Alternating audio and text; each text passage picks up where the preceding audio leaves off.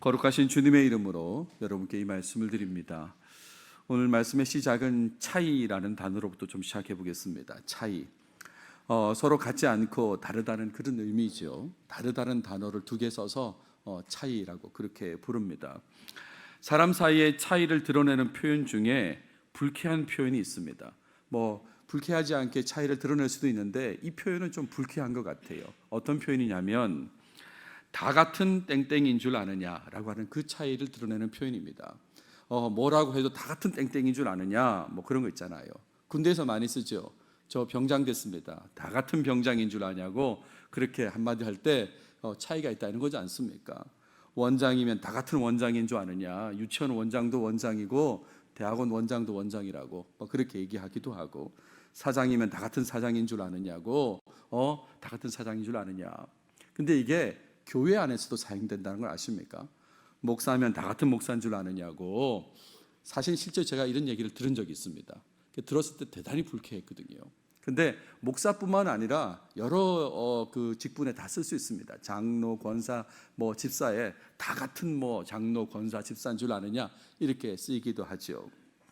사람 사이에 차이를 두는 표현이 불쾌한데요. 불쾌한데 그런데 엄연한 현실이기도 합니다. 다 같은 건 또 아닌 것 같기도 해요. 예를 들어서 병원 진료를 받으려고 의사 선생님을 찾을 때 의사를 선택하지 않습니까? 다 같지 않기 때문에 그렇습니다. 특히나 큰 병일수록 더 잘하는 좋은 의사를 선택하게 되니까, 그러니까 다 같은 사람은 아닌 거죠. 다 같은 의사는 아닌 겁니다. 회사의 크기에 따라서 낮은 직급이 갑이 되기도 하죠. A란 회사는 과장이 나오고 B란 회사는 사장이 나왔는데 사장이 더 낮게 이렇게 낮은 자세를 취할 때가 있습니다. 회사의 크기에 따라서, 즉 과장이 다 같은 과장은 아니다, 그렇게 말할 수 있는 겁니다. 중앙일보 올해 3월 기사를 보십시오. 제목을 보시면 바로 아실 겁니다. 다 같은 난민 아니다. 우크라 부자 넘어간 폴란드의 반전인데, 우크라이나에 전쟁이 나고 우크라이나의 그 부자들이 폴란드로 이렇게 옮겨간 겁니다. 옮겨간 그곳에서 집도 사고 이렇게 소비를 많이 한 것 같아요. 그러니까 폴란드 경기가 좋아졌다, 그런 기사입니다. 그러니까 난민, 그럼 우리는 되게 힘든 사람들만 생각하는데 다 같은 난민 아니다, 그런 기사예요. 제가 왜 이런 말씀을 드리냐면 감사에도 차이가 있다는 그 얘기를 드리려고 하는 겁니다. 감사도 다 같은 감사 아니다, 그런 얘기예요.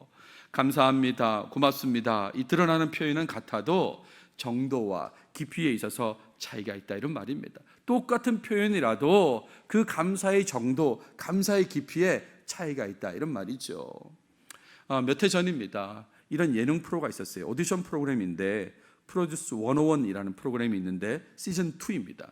시즌 2에 나왔던 그 탑 10에 들었던 사람 중에 혹시 이 사람 혹시 아십니까? 처음 보는 사람입니까? 라이 관린이라는 사람입니다.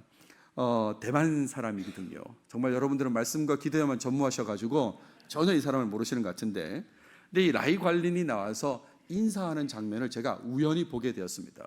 근데 감사하다는 그 얘기입니다. 이 감사합니다라는 이 말을 하는데 어떻게 말하냐면, 우리나라 사람이 아니니까 그럴 수 있겠죠. 삼다라고 얘기하는 겁니다. 무슨 말인지 아시겠습니까? 감사합니다인데 어떻게 들리냐면 삼다 이렇게 하는 거예요. 삼다.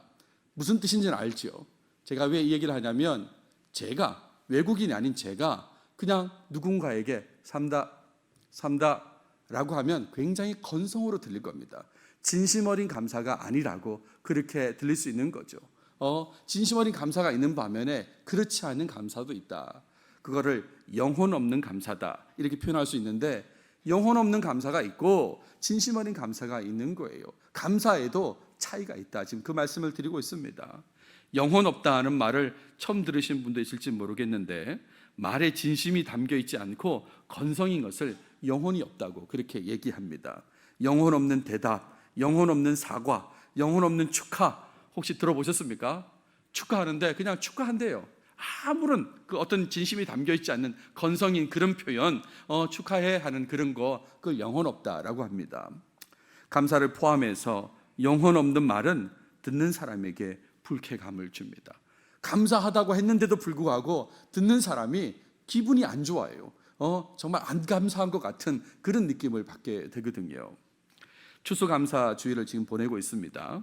어떻게 해야 하나님께 영혼 없는 감사가 아니라 진심 어린 감사를 표현할 수 있을까요?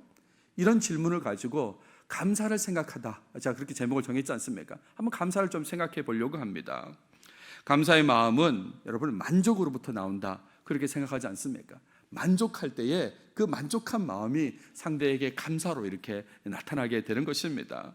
자신이 만족한 만큼 감사는 더 깊어지고 더 진실되게 표현되게 되어 있습니다. 여러분, 선물을 받은 걸 한번 생각해 보십시오. 그 선물의 종류, 가치를 떠나서 내가 얼만큼 만족하느냐에 따라서 감사의 깊이 정도가 달라지는 거죠.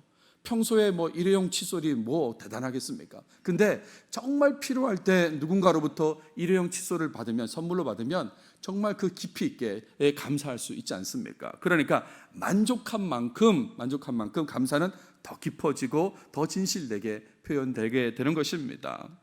하나님에 대해서 만족하고 있으시다면, 그렇다면 이 감사 주일에 진심 어린 감사를 할 수 있을 것입니다. 하나님으로부터 만족하니까, 하나님에 대해서 만족하니까 하나님께 진심 어린 감사를 할 수 있어요. 하지만 하나님에 대해서 만족함을 가지고 있지 않다면 그냥 삶에서 배운 대로의 그 영혼 없는 감사, 그것만 하게 될 것입니다. 감사한다고 찬송도 부르고 감사한다고 이렇게 기도도 하지만, 예배도 드리지만 그냥 영혼 없는 감사, 그냥 형식만 갖춘 감사만 하게 된다, 이런 말입니다. 하나님께 감사드리는 추수감사 이 주일에 어떤 감사를 드리고 있는지 여러분 스스로 감사를 한번 생각해 보십시오. 그러면서 계속해서 말씀을 보시면 좋겠습니다. 오늘 본문은 하박국 본문입니다. 다 알고 계신 내용이죠. 기원전 7세기의 상황과 관련된 내용입니다. 이 기원전 7세기 하면 이미 북이스라엘은 아시리아에 망한 상황입니다. 그리고 남유다만 존재하지만 이 남유다도 바벨론의 위협 속에 있는 그런 상황이다라고 할 수 있어요. 근데 이 남유다가 타락한 모습을 보이는데 그 타락한 모습이 잠깐이 아니라 계속 이렇게 이어지고 있는 거예요. 그러니까 선지자 하박국 입장에서는 얼마나 답답합니까? 이미 하나님 앞에 불순종해서 위의 나라는 망했는데, 그런데 지금 이 남유다가 타락한 모습을 계속 보이고 있으니까 얼마나 답답하겠어요. 그래서 이 하박국 선지자가 하나님께 질문하고 대답을 듣는 내용이 이 초반 1장과 2장에 등장하게 됩니다. 하박국의 첫 질문은 단순히 요약하면 이런 거죠. 하나님 왜 가만히 계십니까? 이렇게 하나님의 백성이라고 하면서도 타락해가는 이 사람들, 불순종한 이 사람들을 보고서 왜 가만히 계시냐고 그렇게 하박국이 질문합니다. 여호와여, 내가 부르짖어도 주께서 듣지 아니하시니 어느 때까지리까? 내가 강포로 말미암아 외쳐도 주께서 구원하지 아니하시나이다. 지금 이 상황이 엉망이 된, 강포가 있는 이런 상황인데도 왜 하나님 가만히 계시고 아무 응답이 없으십니까? 라고 질문을 하죠. 이에 대해서 하나님께서 첫 번째 대답을 하시는데, 그 대답을 간략하게 요약하면 이렇습니다. 갈대아 사람을 사용해서 심판할 거다, 이런 말입니다. 갈대아 사람, 바벨론 사람을 사용해 가지고 내가 심판할 거야, 그 얘기를 했습니다. 1장 6절을 보세요. 보라, 내가 사납고 성급한 백성, 곧 땅이 넓은 곳으로 다니며 자기의 소유가 아닌 것 거처를 점령하는 갈대아 사람을 일으켰나니, 이 바벨론 사람을 사용해 가지고 남유다를 심판할 거야 라고 그렇게 대답을 했습니다. 그러면 시원하지 않습니까? 하나님께 직접 물었고 하나님의 직접적인 대답을 들었습니다. 왜 가만히 계십니까? 가만히 안 있다고. 바벨론 사람을 통해서 심판할 거야 라고 말씀했다, 이런 말입니다. 그런데 이 대답을 들은 하박국이 두 번째 질문이 생각난 거예요. 더 다급한 질문이 이겁니다. 요약하면, 왜 더 나쁜 사람을 사용하십니까? 남유다도 나쁜데 바벨론은 더 나쁜 사람들 아닙니까? 근데 왜 더 나쁜 사람을 사용해서 이렇게 심판 일을 행하십니까? 라고 질문을 한 거예요. 1장 13절 보십시오. 어찌하여 거짓된 자들을 방관하시며 악인이 자기보다 의로운 사람을 삼키는데도 잠잠하시나이까? 그랬습니다. 앞서도 말씀드렸지만 남유다가 악하지만 그보다 더 악한 사람이 적인데 거기를 사용해가지고 이렇게 심판하시면 어떡합니까? 아마 이게 더 해결이 안 된 것 같아요. 그래서 하박국이 이렇게 얘기합니다. 내가 파수하는 곳에 서며 성루에 서리라. 그가 내게 무엇이라 말씀하실는지 기다리고 바라보며 나의 질문에 대하여 어떻게 대답하실는지 보리라 하였더니, 내가 뭐라고 말씀하시는지 똑똑히 볼 거다고. 왜 더 악한 사람을 사용해서 이렇게 심판하시는지 내가 똑똑히 볼 거야. 뭐라고 하시는지 들을 거야 라고 그렇게 했다, 이런 말입니다. 이에 대해서 하나님의 두 번째 대답은 이렇습니다. 다 뜻이 있다. 그들도, 그 바벨론 사람들도 내가 심판할 것이다, 이렇게 답을 주시는 겁니다. 내가 다 뜻이 있다. 그리고 그들도 심판할 것이다. 2장 8절을 보십시오. 내가, 너희가, 여기는 2인칭은 바벨론을 말합니다. 여러 나라를 노략하였으므로 그 모든 민족의 남은 자가 너를 노략하리니 이는 내가 사람의 피를 흘렸으며 또 땅과 성읍과 그 안에 모든 주민에게 강포를 행하였음이니라 그랬어요. 너희가 행한 대로 그대로 당하게 될 것이다. 심판받을 것이다. 그렇게 얘기한다, 이런 말이에요. 결국 바벨론도 심판당한다, 그 얘기입니다. 하나님의 분명한 뜻이 선포되었습니다. 그리고 그 이후의 결론이 마지막 2장 20절에 나와요. 그러니까 1장과 2장 전체 두 번의 질문과 두 번의 대답의 결론이 뭐냐면 2장 20절 보십시오. 오직 여호와는 그 성전에 계시니 온 땅은 그 앞에서 잠잠할지니라 하시니라. 온 땅은 잠잠하라고. 하나님께서 주권을 가지시고 이렇게 움직이시니까 잠잠하라고. 하박국 너도 잠잠하라고. 그렇게 하나님께서 말씀하시면서 2장이 마무리됩니다. 하나님께서 그분의 주권 속에서 잘못에 대해서 확실히 심판하심을 이제 하박국 선지자가 깨닫게 된 것이죠. 그걸 깨닫지 못할 때는 막 하나님께 뭐라고 말씀하시는지 듣겠다고 하면서 질문을 했다가 이제는 더 이상 질문할 수 없는 것입니다. 하나님의 뜻이 계시군요. 하나님의 주권 속에서 움직이시는군요. 사심판하시는군요. 라고 이제 깨닫게 되었다, 이런 말입니다. 그래서 이어지는 3장에서 하박국은 기도를 노래로 표현하면서 하나님께 자신의 마음을 드러냅니다. 제가 기도를 노래로 표현했다고 했는데 그것은 3장 1절에 보시면 하박국의 기도다라고 그렇게 되어 있는데 3장 마지막 절은 또 이 노래는 이라고 되어 있어요. 이 노래는 지휘하는 사람을 위해서 내 수금에 맞춘 것이니라 라고 되어 있으니까 아마 기도의 내용을 노래로 표현한 것이다, 그렇게 이해할 수 있겠습니다. 아무튼 표현된 그 하박국의 마음은 어떤 거냐면 세 가지로 요약할 수 있는데 그 첫 번째 하박국의 마음은 어떤 마음이냐면 이런 겁니다. 뜻대로 심판하십시오. 하나님께서 주권을 가지고 뜻 가운데서 움직이시는군요. 그러니까 하나님 뜻대로 행하십시오. 심판하십시오. 그 얘기다, 이런 말입니다. 3장 2절을 보세요. 여호와여, 내가 주께 대한 소문을 듣고 놀랐나이다 그랬죠. 주님이 그런 뜻이 계시군요. 주님이 그렇게 주권 속에 움직이시는군요. 놀랐습니다. 여호와여, 주는 주의 일을 이 수년 내에 부응하게 하옵소서라고 그렇게 말하죠. 이 부응하게 하옵소서라는 표현 때문에 사람들이 이 구절을 자꾸 오용해서 사용하는 것입니다. 이것은 우리가 생각하는 그 부흥과 전혀 관련 없는 그런 구절이다라고 할 수 있는 거죠. 이 말은 무슨 말입니까? 이 수년 내에 계획하신 대로 행하십시오. 하나님 뜻대로 행하십시오. 더 구체적으로 말하면 이 수년 내에 남유다를 심판하십시오. 그런 계획이 있으셨군요. 그러니까 심판하십시오, 이런 얘기다, 이런 말입니다. 오래전에 예수전도단이라는 선교단체에서 음반을 냈습니다. 부흥이라는 음반을 냈는데 거기에다가 그 곡에 이 구절을 집어넣었습니다. 제가 엄청나게 지금 답답하고 안타까운 그런 생각을 가졌던 적이 있는데 이 부흥은 그 부흥이 아닙니다. 심판해달라고 하는 그런 내용이다, 이런 말이죠. 뜻대로 심판하십시오. 이게 첫 번째 마음이에요. 두 번째 마음은 어떤 마음이냐면 두렵고 떨린다는 겁니다. 이제 알았잖아요. 하나님의 주권 속에서 심판하신다는 걸 알았습니다. 그러니까 실제로 심판이 진행되면 어떻습니까? 무섭죠. 두렵고 떨린다고 얘기합니다. 3장 16절을 보세요. 내가 들었으므로 내 창자가 흔들렸고 그 목소리로 말미암아 내 입술이 떨렸도다. 무리가 우리를 치러 올라오는 그 환난 날을 내가 기다림으로 썩이는 것이 내 뼈에 들어왔으며 내 몸은 내 처소에서 떨리는도다 라고 했습니다. 얼마나 떨리겠어요. 그렇지 않습니까? 하나님께서 분명히 말씀해 주셨고 내 다 뜻이 있다, 주권 속에 움직인다는 걸 보여주셨으니까 행하십시오. 그대로 행하십시오. 그렇게 말했는데도 한편에서는 떨리는 거예요. 너무너무 무섭다고 지금 그런 얘기를 하는 것입니다. 내 뼈에 썩이는 것이 들어와서 내 몸은 내 처소에서 떨린다고 그렇게 얘기했습니다. 사실은 이 기도, 이 노래를 시작할 부분에 이렇게 얘기했었어요. 진노 중에라도 긍휼을 잊지 말아 주십시오. 무섭고 떨리기 때문에 진노 중에라도 긍휼을 잊지 말아달라고 그렇게 말한 적이 있습니다. 그리고 나서 세 번째 마음을 표현했는데 그게 바로 우리가 읽었던 오늘 본문의 내용입니다. 하박국의 세 번째 마음은 한마디로 말하면 하나님으로 만족합니다. 그 얘기입니다. 하나님으로 만족한다는 그 얘기를 했다, 이런 말이에요. 모든 것을 주관하시는 하나님만 곁에 계시면 된다는 것입니다. 하나님께서 모든 걸 주관하는 걸 알았습니다. 심판하신다는 걸 알았습니다. 그래서 심판하시라고 그랬고 두렵고 떨린다고도 했습니다. 하지만 그 하나님께서 곁에 계시기 때문에 저는 만족합니다. 그렇게 얘기했다, 이런 말이에요. 하나님의 주권으로 심판뿐만 아니라 구원도 하실 수 있기 때문에 그래서 기뻐하고 즐거워한다고. 그 구원하실 하나님께서 내 곁에 계시기 때문에 나는 기쁘고 즐겁다라고 얘기했다, 이런 말이죠. 오늘 읽었던 본문이지 않습니까? 비록 무화과 나무가 무성하지 못하며 포도나무에 열매가 없으며 감람나무에 소출이 없으며 밭에 먹을 것이 없으며 우리의 양이 없으며 외양간에 소가 없을지라도. 여러분, 이 내용은 무슨 내용인가요?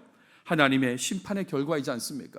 바벨론을 통해서 남유다가 망했을 때의 그 심판의 결과가 이렇게 드러나는 것입니다. 살 수 없는 환경이 된다, 그런 얘기잖아요. 이것 없고 저것 없고 저것 없다. 그러니까 살 수 없는 환경이 되었다, 그런 얘기인데, 비록 그렇다 하더라도 뭐라고 얘기했습니까? 나는 여호와로 말미암아 즐거워하며 나의 구원의 하나님으로 말미암아 기뻐하리로다 라고 했어요. 하나님의 주권, 하나님의 구원을 기대하며 살게 된다, 이런 말이에요. 그래서 어떻다는 겁니까? 즐거워한다고, 기뻐한다고 그랬습니다. 하나님께서 내 곁에 계시고 나를 구원하실 것이고 그 주권의 하나님께서 나와 함께 하시니까 즐거워하고 기뻐한다고, 만족함에 따른 즐거움과 기쁨을 표현하고 있습니다. 오늘 우리가 읽진 않았지만 19절에 우리가 찬양한 가사 그대로지 않습니까? 주 여호와는 나의 힘이시라고 그렇게 또 고백합니다. 하나님께서 내 힘이시라고, 이 부분에 만족하니까, 그러니까 즐거워하고 기뻐한다, 이런 말이죠. 이게 하박국서의 내용입니다. 정리해보면 하나님께서 그분의 주권으로 심판하신다, 이런 말씀을 하셨습니다. 남유다뿐만 아니라 심판의 도구로 사용된 이 바벨론까지도 심판하시는 분이 바로 모든 걸 주관하시는 하나님이시다, 이런 말이죠. 그래서 이걸 안 이 하박국은 두렵고 떨립니다. 그리고 생활의 어려움이 예상됩니다. 없고가 예상이 되지 않습니까? 하지만 하나님의 주권에 따른 구원을 기대하면서 즐거워하고 기뻐한다 그랬습니다.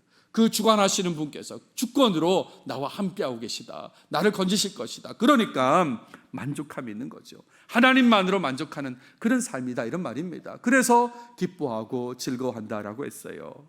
하박국처럼 어려운 상황에서도 정말 하나님만으로 만족하실 때, 그럴 때 하나님께 진심 어린 감사를 드릴 수 있습니다.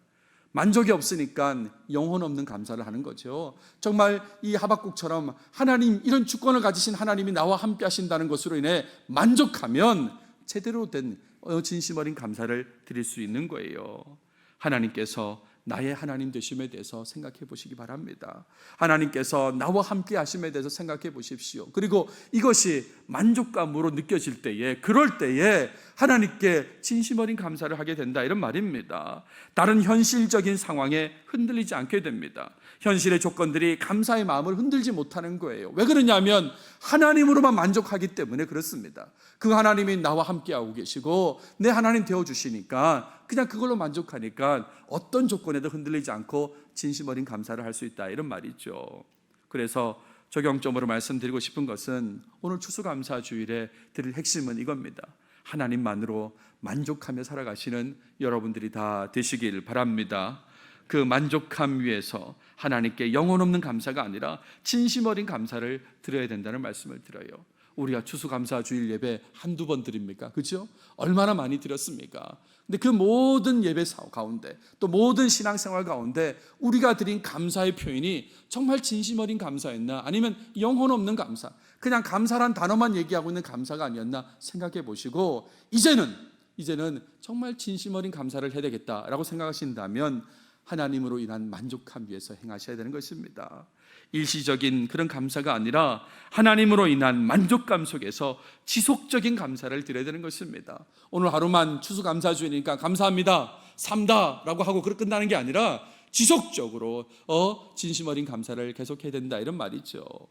신앙인들에게 추수감사주일이란 뭘까요?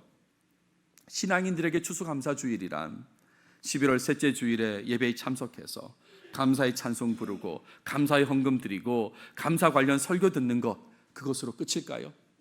나 오늘 추수감사주일날 교회 갔어. 그리고 그게 끝이냐 이런 말입니다. 예배 참석해서 감사가 들어간 찬송가를 부르고 감사의 헌금을 드리고 감사에 대한 설교를 듣고 그래서 1시간이 지나면 나는 추수감사주일이 끝난 거냐? 지금 제가 그렇게 묻고 있습니다. 미국 사람들 같으면 터키 이 칠면조도 먹지 않겠습니까? 이렇게 먹고 나면 왜 끝이 되는 게 추수감사주일일까요? 여러분, 하나님께 드리는 감사의 마음이 어떻게 일시적인 것이 될 수 있습니까? 하나님께 감사를 드리는데 그 감사가 어떻게 어느 순간에 끝이 날 수 있냐 이런 말입니다. 예배가 끝남과 동시에 어떻게 그 끝이 날 수 있냐, 제가 그렇게 말하고 있는 겁니다. 모든 것을 주관하시는 하나님께서 나를 알고 계시고 내가 그분 안에 거하고 있는데 이 부분을 내가 만족하고 있다면, 그렇다면 감사가 끊어지는 것은 말도 안 되는 거죠. 추수감사주일 예배 이 순간뿐만 아니라 매 순간순간 하나님이 나와 함께 하시니까요, 그 모든 걸 주관하시는 하나님께서 나와 함께 하고 계시니까 그 만족함으로 인해서 늘 감사가 이어지게 되는 것입니다. 바울은 이걸 알았던 것 같아요. 그래서 데살로니가 교인들에게 이렇게 말합니다. 범사에 감사하라고. 어떻게 범사에 감사합니까? 라고 하지만 하나님께서 함께 하심이 만족감이 되면 늘 모든 일에 감사할 수 있는 거예요. 이것이 그리스도 예수 안에서 너희를 향하신 하나님의 뜻이라고 그랬습니다. 하나님으로 인해서 만족한 사람이 늘 감사하는 거, 그게 바로 하나님의 뜻이라고, 그분의 뜻이라고. 무슨 높은 사람 VIP의 뜻이 아니라 하나님의 뜻이라고 지금 그렇게 말하고 있다 이런 말입니다. 여러분 스스로에게 질문해 보십시오. 추수감사주일 예배에 참석한 여러분 스스로에게 질문해 보세요. 나는 과연 하나님만으로 만족하고 있는가? 나는 하나님만으로 만족하고 있는가? 물어보시라 이런 말입니다. 보통 신앙인들은 감사절기에 올 한 해 무엇을 얻었는가에 관심을 가집니다. 이게 보통의 모습입니다. 그래서 그 결과에 따라서 감사의 정도가 달라지죠. 올해 생각해 봤더니 올해는 좀 더 다른 해보다 많이 얻었어, 더 큰 걸 얻었어. 그러면 감사의 표현도 더 크게 하고요. 올해는 별로 얻은 게 없는 것 같은데, 그러면 감사의 표현도 그냥 보통으로 하고. 이게 우리의 보통의 모습이다 이런 말이죠. 무엇을 얻었는가, 그 얻은 결과에 따라서 감사의 정도가 달라지는 게 보통의 모습입니다. 그리고 가지고 있던 것 중에 중요하게 생각하는 것 하나만 없어져도 못 살 것처럼 생각하며 살아가는 게 우리입니다. 여러분 가지고 있는 게 여러 가지 있지 않습니까? 그 중에서 중요하게 생각하는 게 있는데 그 중에 하나만 없어지면 어떻게 됩니까? 기쁨 다 사라집니다. 감사가 웬 말입니까? 감사 없어요. 이렇게 되는 게 우리의 보통의 모습이다 이거죠. 어떤 사람은 돈을 소중히 여길지 모릅니다. 주머니에 있는 돈이 없어졌습니다. 감사할 수 있을까요? 분명히 있었는데 없어졌다고. 그런 순간 기쁨 다 사라지고 평안 사라지고 감사가 없어지게 되죠. 이게 보통의 모습이에요. 이런 우리가 하나님만으로 만족하고 기쁨으로 하나님께 진심 어린 감사를 드리며 살 수 있을까요? 정말 그럴 수 있을까? 한번 생각해 보십시오. 사실 추수감사절의 시작도 매우 열악한 조건에서의 감사했다는 거 좀 기억하시면 좋겠습니다. 제가 추수감사주일 설교할 때마다 이 추수감사절의 시작과 관련된 얘기를 여러 번 드렸습니다. 그 시작점, 처음 추수감사절을 시작할 때 그 상황은 매우 열악한 조건이었습니다. 아시잖아요. 청교도들이 그 자유를 찾아서 아메리카 대륙으로 왔을 때에, 그때에 5천 몇백 킬로를 지금 그 배를 향해서 온 거지 않습니까? 처음에 102명이 출발했는데 44명이 중간에 죽고 58명이 도착했습니다. 이 상황만 해도 정말 열악한 상황이잖아요. 근데 왔더니 너무너무 추워요. 그리고 질병도 있고 풍토병에 걸리기도 하고 또 먹을 게 없으니까 굶주림도 있어요. 그래서 농사를 시작했는데 농사의 결과는 어떻습니까? 시원찮습니다. 시원찮은 수확이라 이 말이에요. 이런 상황에서 감사절을 시작했다 이런 말이죠. 함께 하셔서 인도하신 하나님, 그분의 종으로 삼으신 하나님, 그 하나님만으로 만족했기 때문에, 무슨 조건이 아니라 하나님만으로 만족했기 때문에 감사를 드린 것이다 이런 말입니다. 비록 상황은 하박국 상황처럼 같지 않습니까? 없고입니다. 먹을 것도 없고 따뜻함도 없고 여러 가지 없는 상황인데, 열악한 상황이지만 그 상황에서 하나님으로 만족하며 감사를 시작했고 그 감사는 지금까지도 이어지고 있는 거지 않습니까? 이런 진심 어린 감사를 하기 위해서 하나님만으로 만족하려고 노력해야 된다. 이 말씀을 거듭거듭 드립니다. 여러분, 하나님만으로 만족하셔야 됩니다. 그래야만 정말 제대로 된 감사, 영혼 없는 감사가 아니라 제대로 된 감사를 드릴 수 있습니다. 제 얘기를 좀 해보겠습니다.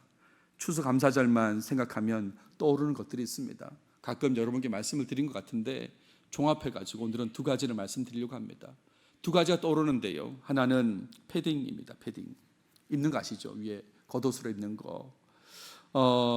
우리는 지금 추수감사주일을 11월 셋째 주일로 이렇게 지키고 있는데 미국에서는 땡스기빙 데이가 11월 네 번째 목요일이거든요. 그러니까 올해는 이제 11월 23일이 되는 겁니다. 그 날 자체가 공휴일입니다. 공휴일. 그러니까 사람들은 다 자기 집으로 가는 거죠. 우리가 명절 때 고향으로 가는 것처럼 집에 가서 가족들과 시간을 보내게 됩니다. 근데 한국 사람들, 이 이민자들은 그때는 되면 갈 데가 없는 거죠. 제가 섬겼던 베트누즈 한인 침례교회는 그 땡스기빙 데이가 되면 낚시하러 갑니다. 낚시. 그러니까 수요일 날 밤에 이제 저녁에 낚시하러 이동하는 거죠. 그래서 루이지애나 맨 아래쪽에 그랜 아일이라는 곳이 있는데 그곳에 가가지고 교인들이 이제 낚시 대회를 하는 거예요.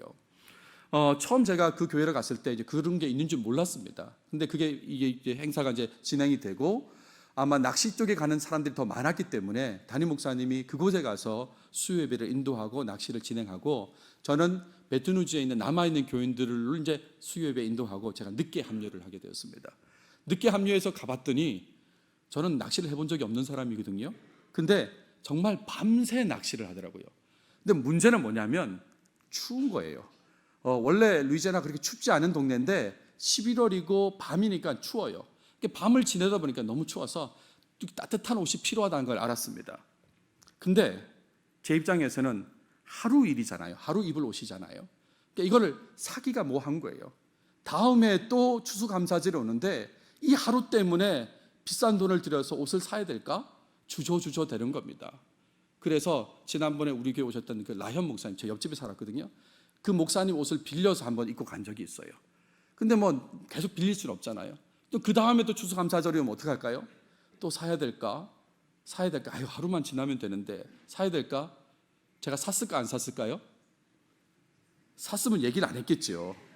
샀으면 얘기를 안 했겠죠. 그러니까 늘 그 고민 속에서 아유, 낚시를 안 갔으면 좋겠는데 라는 생각도 하기도 하고 이 돈을 들여서 저 옷을 어떻게 사나? 하루 입을 것인데 그래서 안 샀어요. 그러니까 그 생각이 늘 추수감사절 하면 생각이 나요. 두 번째 생각나는 건 뭐 여러 번 말씀드렸습니다. 블랙 프라이데이입니다. 목요일 추수감사절이 이제 지나면 금요일 새벽부터 각 가게에서 이렇게 물건을 싸게 파는 행사를 합니다. 좋은 물건을 사기 위해서 그 전날 목요일 낮부터 줄을 씁니다. 그래서 새벽 5시가 되면 쿠폰을 받게 되고 그 쿠폰으로 이제 물건을 사게 되는데 노트북을 사야 되겠다는 그런 마음으로 밤새 줄을 섰습니다. 제가 패딩이 없다고 그랬습니다. 그죠? 근데도 밤새 줄을 서가지고 이제 기다렸다가 티켓을 받아서 물건을 구입합니다. 그 구입한 제품이 200불짜리 노트북입니다. 컴팩이라는 회사의 노트북인데 지금은 컴팩이 없죠.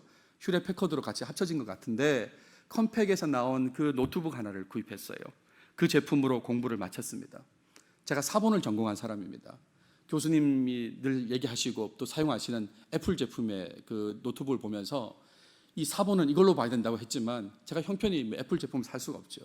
200불짜리 노트북으로 공부를 마쳤는데 근데 제가 이런 말씀을 드리면서 오해는 하지 마십시오. 전혀 우울하지 않았습니다. 그 순간에는. 그리고 만족함도 있었어요. 내가 이런 저렴한 돈으로 구입한 노트북으로 내가 이렇게 공부를 했다. 그리고 감사한 마음도 있었습니다. 근데요, 지금은 어떨까요? 지금은 더 좋은 거 살 수 있습니다. 200불짜리 노트북이 아니라 더 비싼 노트북도 살 수 있어요. 거기다가 하루를 위한 것이라도 살 수 있습니다. 1년에 하루 입을 거야, 1년에 하루 쓸 거야 라는 것도 필요하면 저는 지금 살 수 있습니다. 그 정도 형편은 됩니다. 근데 설교를 준비하면서 그 생각이 드는 거예요. 만약에 그 시절로 다시 돌아간다면 그래도 하나님만으로 만족하며 살 수 있을까? 그때는 우울하지 않았습니다. 그리고 그냥 만족하고 감사하며 살았는데 지금 제가 이 생활을 하고 있지 않습니까? 이 생활을 알고 있는데 근데 다시 그 시절로 가서 밤새 줄 서야 되고 패딩을 살까 말까 그렇게 고민하고 200불짜리 노트북을 쓴다면 그러면 하나님만으로 만족하며 살 수 있을까? 만족하며 살 수 있을까? 만족이 아니라 우울해하면서 감사 없이 힘들어하지 않을까? 그런 생각을 하게 되었어요. 하나님은 언제나 변함이 없으신데 그때도 하나님이시고 지금도 하나님이시고 늘 동일하신데 그런데 나는 생각만으로도 흔들린다. 그런 나를 발견한 거죠. 생각만으로도 하나님만으로 만족하며 살 수 없을 것 같은데 라는 그런 생각을 했다, 이런 말입니다. 오래된 찬양 중에 사람을 보며 세상을 볼 땐 이란 찬양이 있습니다. 사람을 보며 세상을 볼 땐 만족함이 없었네. 나의 하나님 그분을 뵐 땐 나는 만족하였네. 세상에는 만족이 없습니다. 근데 하나님을 보니까 그분을 뵐 때 나는 만족했다고. 이 노래를 만든 사람이 하박국서를 얼마나 잘 알았는지는 모르겠습니다만 그 내용이지 않습니까? 하나님 때문에 만족한다고 그 얘기를 하고 있습니다. 말씀을 마무리할 텐데요. 없어져도 나를 알아주시고 함께 하시는 하나님, 모든 것을 주관하시는 하나님, 그분만으로 만족하며 사시길 바랍니다. 있는 게 아니라 나는 없어요 이렇게 하지 마시고 하나님만으로 만족하며 사시길 바라요. 그래서 그 만족을 바탕으로 진심 어린 감사를 지속적으로 하나님께 드리는 여러분 모두가 다 되시길 바랍니다. 기도하겠습니다.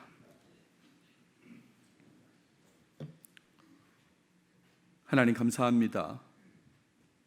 오늘도 우리에게 감사에 대한 말씀을 주셔서 감사합니다. 추수감사주일에 온전히 진심 어린 감사를 하고 싶은데 하나님 먼저 우리에게 하나님만으로 만족하는 마음을 주시옵소서. 다른 것에 눈 돌리지 않게 하시고 정말 함께 하시는 하나님, 세상 모든 걸 주관하시는 하나님께서 나와 함께 하심으로 인해서 그걸로 만족하는 모습이 우리에게 넘치게 해 주시옵소서. 그 넘친 그 만족감을 바탕으로 영원히 없는 감사가 아니라 진심 어린 감사를 하는 우리 모든 교인들이 되도록 도와주시옵소서. 이 모든 말씀 예수님의 이름으로 기도드렸습니다. 아멘.